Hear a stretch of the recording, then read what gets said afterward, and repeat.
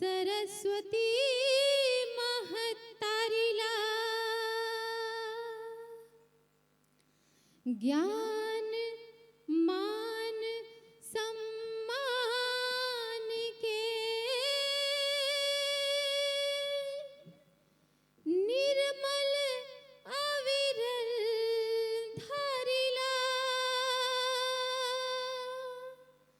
संगदाई ददा गुरु गोविंदा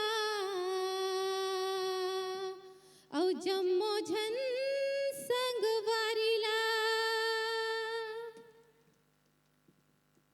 ग्राम जोशी लमती को प्रणाम करती हूँ, आप सभी को प्रणाम करती हूँ।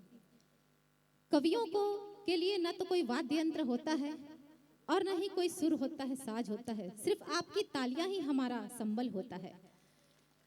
तो मैं चाहूंगी कि किसी वाद्य यंत्र की आवश्यकता ना हो, आपकी तालियां और